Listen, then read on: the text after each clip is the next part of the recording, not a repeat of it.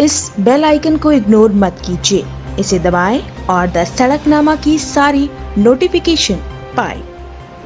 कि बड़ौदा विधानसभा क्षेत्र के लोगों ने अब की बार एक नया निर्णय लिया है कि हम बीजेपी और कांग्रेस और इन जयचंदों को इस विधानसभा से बाहर का रास्ता दिखाएंगे और फिर से चौधरी देवीलाल की नीतियों में अपनी आस्था व्यक्त करके इंडियन नेशनल लोकल पार्टी के प्रत्याशी को बहुमत के साथ जिता करके भेजेंगे। कल भी आपने जागसी गांव का प्रोग्राम देखा होगा और जागसी गांव के अंदर जिस तरह से युवाओं का एक उत्साह था, जिस ढंग से युवाओं ने 3 घंटे लगातार हजारों मोटरसाइकिल के काफिले के साथ बड़े जोश से नारे लगा करके एक पूरे प्रदेश में एक मैसेज दिया कि अब बड़ौदा विधानसभा क्षेत्र का जो युवा है इस बात के लिए जागृत हो चुका है कि उसके साथ कांग्रेस ने भी, बीजेपी ने भी और इन जयचंदों ने भी, इन्होंने विश्वासघात करने का काम किया। इन्होंने केवल और केवल युवाओं को बरगड़ा करके अपने साथ खड़ा किया। इनके जहां वोट का इस्तेमाल किया, वहीं इनके जोश को भी, वहीं इनकी एनर्जी को भी उन्होंने यूज करके कहीं सत्ता में आए। आज युवा जो है बड़ी संख्या में आज फैसला लेता जा रहा है कि हम इस चुनाव को अब की बार अपनी जिम्मेदारी पे लड़ेंगे और हर हालत में इंडियन नेशनल लोकल पार्टी को यहाँ से उम्मीदवार को विजयी बना करके भेजेंगे। मुझे अभी एक आपके पत्रकार साथी ने पूछा था कि युवा आपके साथ बड़ी संख्या में क्यों आ रहा है। युवा हमारे साथ पहली दफा नहीं आया, युवा हमारे साथ अनेक बार जुड़ा है और हमने हमेशा युवाओं को मान सम्मान दिया।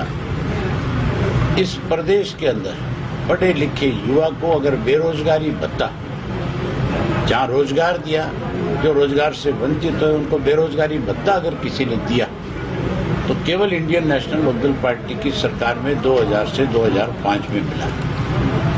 उसके बाद लोगों ने लुभावने नारे दिए, वायदे किए। अब की बार भी 11-11 हजार रुपया बेरोजगारी भत्ता देने की बात कही गई, लेकिन एक नया पैसा किसी युवा को बेरोजगारी भत्ते के रूप में नहीं दिया। अभी जो आंकड़े आए उसमें 33% बेरोजगारी बढ़ी है हरियाणा में। जो नए आंकड़े आए हैं सामने उसमें 33% जो है बेरोजगारी बढ़ी है हरियाणा में। आज हरियाणा प्रदेश बेरोजगारी में नंबर 1 पे है।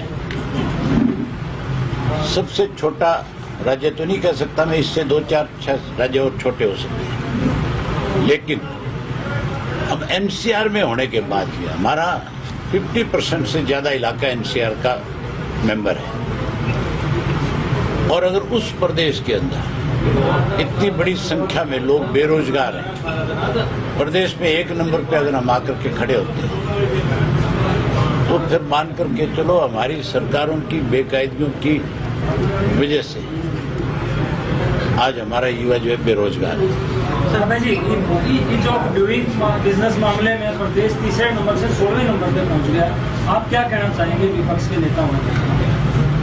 सरकार के जो निर्णय है अगर लोगों के हित के होते हैं तो आज ना युवा बेरोजगार होता, ना इंडस्ट्री जाती, ना इस तरह के आंकड़े बढ़ते और ना सरकार को विधानसभा में भागना पड़ता। सर बीजेपी के नेता यहाँ आ रहे हैं, वो कह रहे हैं कि 1 सीट से कोई फर्क पड़ने वाला नहीं, 1 सीट से ना तो सरकार बनने वाली ना गिरने वाली।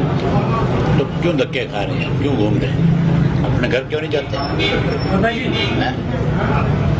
आप कहते हो कि वो कहते हैं कि कोई फर्क नहीं पड़ता, तो फिर भाटिया को आज 2 महीने हो गए यहाँ पड़े हुए, अपने घर जाए, क्या कर रहे हैं यहाँ पे? किस लिए एग्रीकल्चर मिनिस्टर को यहाँ इन्होंने प्रभारी बना करके लगा रखा?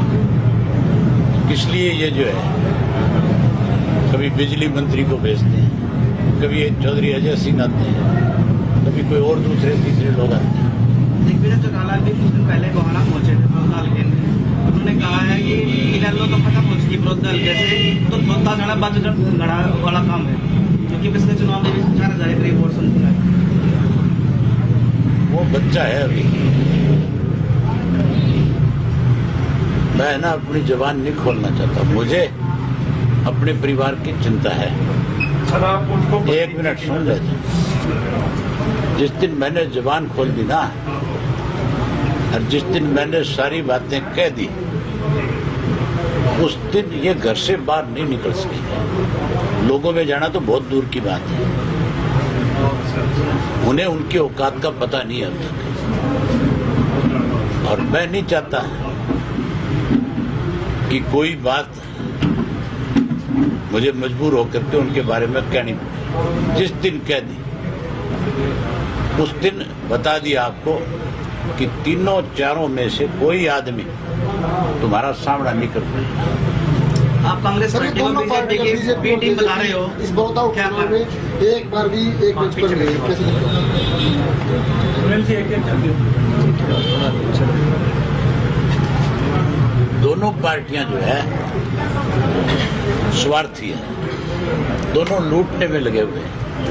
लुटेरे कभी इकट्ठे देखे आप?